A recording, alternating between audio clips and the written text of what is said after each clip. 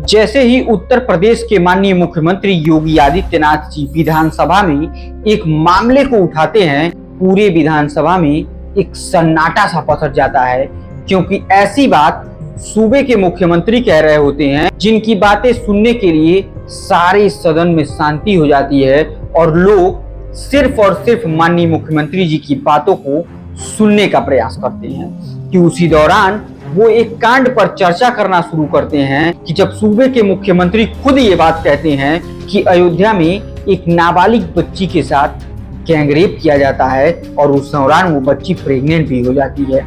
और इस तरीके की बात वो कहते हुए एक दूसरी पार्टी के ऊपर इल्जाम लगाते हैं, यानी आपने ठीक समझा, समाजवादी पार्टी के ऊपर इल्जाम लगाते हैं और कहते हैं कि वो गैंगरेप का जो मुख्य आरोपी होता है वो समाजवादी पार्टी के मौजूदा सांसद के काफी करीबी होता है और जिसके सह पर उसके ऊपर कार्रवाई नहीं हो पाती है और कई दिनों तक वो माँ बेटी पुलिस के चक्कर लगाना शुरू करती हैं। लेकिन जैसे ही बात माननीय मुख्यमंत्री योगी आदित्यनाथ जी के कानों में आती है तो मानो जो काम दिनों में नहीं हो रहे थे वो मिनटों में होने लगते हैं। जिस चीज को लिखने से पुलिस बाकायदा मना कर दिया करती थी वो लिखकर तुरंत आरोपियों को गिरफ्तार कर लिया जाता है और इतनी तेजी से काम होता है मानो पुलिस के अंदर बिजली जैसा एनर्जी आ गई हो और तेजी से वो कार्रवाई करना शुरू कर दी हो। नमस्कार दोस्तों, मेरा नाम आर्यन मिश्रा है और जुर्म के वर्चस्व की कहानी में आज की कहानी बेहद सर्वनाक, बेहद दर्दनाक और शर्म करने वाली कहानी है कि इस प्रदेश में कुछ इस तरीके की घटनाएं लोग कर रहे हैं, चाहे वो किसी भी पार्टी के हों। उनकी इस गंदी सोच पर उन्हें ऐसी कठोर सजा मिलनी चाहिए कि वो करने की बात छोड़िए, सपने में भी 1000 बार ऐसे कुकृत्य करने के लिए ना सोचें। तो देर ना करते हुए दोस्तों हम सीधे कहानी पर आए। उससे पहले आपसे छोटा सा निवेदन, कृपया चैनल को सब्सक्राइब, वीडियो को लाइक और वीडियो को ज्यादा से ज्यादा शेयर कीजिए। तो देर ना करते हुए हम सीधे कहानी को शुरू करते हैं। दरअसल ये कहानी शुरू होती है उत्तर प्रदेश का एक जिला है अयोध्या, और कौन नहीं जानता है अयोध्या को, क्योंकि ये प्रभु राम की नगरी है। और इसी अयोध्या में एक थाना क्षेत्र पड़ता है, कलंदरपुर थाना क्षेत्र, और उसी के अंतर्गत उसकी एक चौकी आती है और उसी के चौकी के अंतर्गत एक गांव आता है। और उस गांव से आज एक माँ और बेटी अपनी शिकायती प्रार्थना पत्र लेकर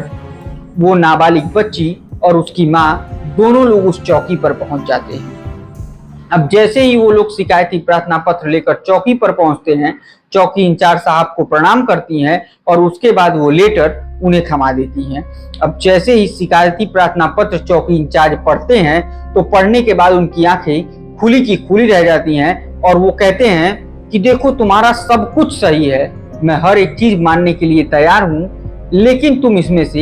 एक नाम जो लिखा हुआ है उसे हटा दो। तब चौंकते हुए उस बच्ची की माँ कहती है कि साहब वही व्यक्ति तो मेन आरोपी है, मुख्य आरोपी है, उसका नाम मैं कैसे हटा सकती हूँ? आपको शिकायत इसी प्रार्थना पत्र पर उस व्यक्ति के नाम के साथ दर्ज करना होगा। इस पर चौकी इंचार्ज उस पीड़ित महिला को समझाते हैं, उसकी बच्ची को समझाते हैं कि देखो ये नाम तुमने लिखकर गलत कर दिया, और वो नाम जिस व्यक्ति का होता है उसी के घर में ये चौकी बनी रहती है और इस चौकी के यूं कह लीजिए कि मकान मालिक के खिलाफ ये शिकायत होता है। अब इतना सुनना ही था कि चौकी इंचार्ज साहब आनन फानन में फोन निकालते हैं और वो अपने सीनियर अधिकारी यानी एसएचओ को फोन करते हैं और एसएचओ को फोन करने के बाद उन्हें घटना की पूरी जानकारी देते हैं और उन्हें बताते हैं कि देखिए इस तरीके की घटना ये महिला और इसकी बच्ची के द्वारा बताया जा रहा है और इसमें चौकी के मकान मालिक जो हैं जिनका नाम मोइनुद्दीन खान है उनके ऊपर इस तरीके के गंभीर आरोप लगाए जा रहे हैं। अब इन आरोपों को जैसे ही एसएचओ साहब सुनते हैं तो कहते हैं कि ठीक है, तुम उस महिला को समझाने की कोशिश करो कि इस तरीके के गंभीर आरोप लगाने से पहले थोड़ा सोच विचार कर ले, हो सकता है वो डाइवर्ट हो जाए और ऐसी शिकायत न करने के लिए मान जाए। और मोइन खान के खिलाफ जब वो महिला नहीं मानती है तो धीरे धीरे ये मामला हंगामे की तरफ बढ़ता चला जाता है। अब जैसे ही इस मामले की जानकारी एक सामाजिक कार्यकर्ता को मिलती है तो वो अपने पूरे दल बल के साथ थाने में पहुंच जाती हैं। अब थाना अध्यक्ष और उनके बीच कहासुनी हो जाता है इसी मामले को दर्ज करने को लेकर के। लेकिन अभी भी ये मामला यहीं नहीं रुकता है। अब इन दोनों को बीच देखते देखते उसमें बजरंग दल सहित निषाद पार्टी सहित सारे पार्टियों के लोग शामिल हो जाते हैं और इस पूरे थाने पर झड़प का माहौल बन जाता है। एकदम हंगामा सा मच जाता है और धीरे धीरे ये पूरी बात इलेक्ट्रॉनिक मीडिया के जरिए पूरे देश में फैलना शुरू हो जाती है। और सोशल मीडिया पर अगर आज भी किसी चीज की चर्चा हो रही है, अयोध्या की एक पहली खबर बनी हुई है, तो वो है नाबालिग के साथ गैंगरेप की घटना। और जिसके बाद से ये पूरी कहानी एक दूसरा रूप ले चुकी होती है और ये धीरे धीरे एक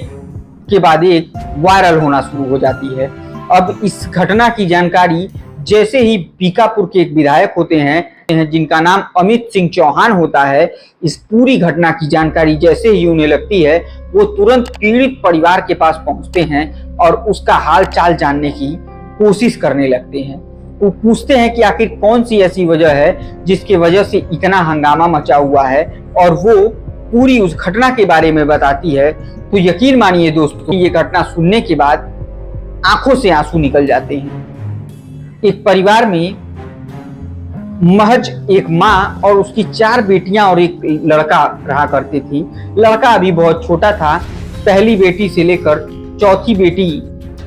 तक खेतों में काम कर करके परिवार का जीवन यापन करते थे और इधर माँ भी किसी के घर पर काम कर लेती थी, कभी खेतों में काम करती थी। उससे जो पैसे मिलते उससे इस परिवार का खर्चा चला करता था। इसी दौरान छोटी बेटी एक दिन काम करके आ रही होती है कि एक बेकरी हाउस रास्ते में पड़ती है। वहीं पर एक लड़का रुकता है और वो उसे कुछ बिस्किट देता है और बहलाता फुसलाता है और उसी बिस्किट के बहाने उसे बेकरी हाउस के अंदर ले जाता है। फिर उसे बिस्किट के साथ कुछ और ऐसा खिला दिया जाता है जिससे वो लड़की बेहोश हो जाती है। अब जैसे ही वो लड़की बेहोश होती है, उसके साथ मोइनुद्दीन खान जिनके ऊपर ये आरोप है और एक राजू नाम का नौकर होता है जो उसे बहला फुसला कर अंदर लाता है। वो बताता है कि चलो तुम्हें मालिक बुला रहे हैं, हो सकता है तुम्हारे लिए और भी ज्यादा बिस्किट रखा हो। और इन्हीं सबों के माध्यम से वो अंदर बुलाने के बाद उस लड़की के साथ दरिंदगी की सारी हदें पार की जाती है, उसके साथ संबंध बनाया जाता है और उसके बाद फिर उस लड़की के वीडियो बना लिया जाता है और उसी वीडियो के माध्यम से लगातार उसे ब्लैकमेल किया जाता है। और एक दो नहीं, लगातार ये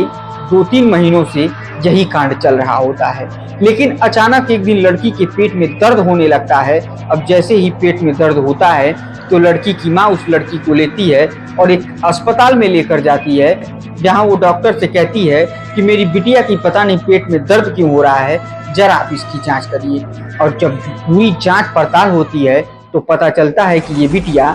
2 महीने की प्रेग्नेंट है।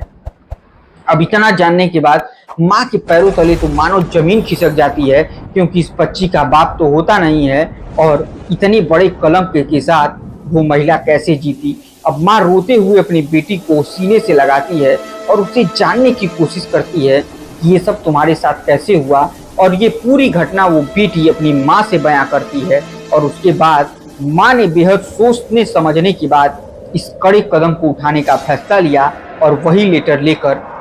उस चौकी इंचार्ज जो कलिंदरपुर के थाना अंतर्गत चौकी होती है, उसी चौकी पर ये शिकायत दर्ज कराई जा रही होती है। तत्कालीन चौकी इंचार्ज जिनका नाम शायद अखिलेश गुप्ता बताया जा रहा है, उन्होंने इस पर कार्रवाई नहीं की, जिसके बाद से जैसे ही ये मामला धीरे धीरे वायरल हुआ, थाना अध्यक्ष और चौकी इंचार्ज दोनों लोगों को सस्पेंड कर दिया जाता है और गोली की रफ्तार से इन मामलों में कार्रवाई की जाती है। उधर बीकापुर के विधायक इस महिला को और बच्ची को लेके योगी आदित्यनाथ जी से मिलने चले जाते हैं लखनऊ, जहां पर समय लेते ही ये महिला अपनी पूरी बात उनको बताती है और उसके बाद वो कार्रवाई के लिए आश्वस्त करते हैं। और इधर मोइन खान की पूरी संपत्ति की जांच किया जाता है और जो भी अवैध संपत्तियां पाई जाती हैं उस पर बुलडोजर चलाकर उसे गिराने का काम किया जाना शुरू कर दिया जाता है। और इसके बाद से दोस्तों इस मामले में एक राजनीतिक एंट्री होती है, क्योंकि मोइन खान का जुड़ाव सपा के मौजूदा सांसद से होता है, तो इसलिए मामला और बढ़ जाता है और उसके बाद ये मामला धीरे धीरे यहाँ तक बढ़ जाता है कि उस बच्ची का नार्को टेस्ट और बच्ची के अंदर पल रहे बच्चे का डीएनए टेस्ट कराने तक की सपा के राष्ट्रीय अध्यक्ष के द्वारा यानी माननीय अखिलेश यादव जी के द्वारा मांग किया जाता है और इसी के साथ मामला अब कोर्ट में चलेगा। आगे क्या होगा ये हम आपको कहानी के माध्यम से जरूर बताएंगे, लेकिन इस तरीके की निंदनीय घटना जब प्रदेश में होती है दोस्तों तो यकीन मानिए दिल को झकझोर के रख देती है कि लोगों की सोच किस कदर हो चुकी है कि उन्हें जरा सा भी फर्क नहीं पड़ता कि वो क्या कर रहे हैं। और इसी के साथ दोस्तों आज के जुर्म के वर्चस्व की कहानी को हम खत्म करें उससे पहले आपसे एक छोटा सा निवेदन, कृपया चैनल को सब्सक्राइब, वीडियो को लाइक और वीडियो को ज्यादा से ज्यादा शेयर कीजिए। और इस कहानी को सुनाने का उद्देश्य किसी को परेशान करना नहीं है, किसी के ऊपर आरोप लगाना नहीं है, बल्कि आप लोगों से विनम्र निवेदन है कि आप लोग हमेशा सावधान रहिए, अपने बच्चों पर ध्यान देते रहिए और इस तरीके की होने वाली घटनाओं से सतर्क तो जरूर रहिए। तब तक के लिए मुझे दीजिए इजाजत। जय हिंद, जय भारत।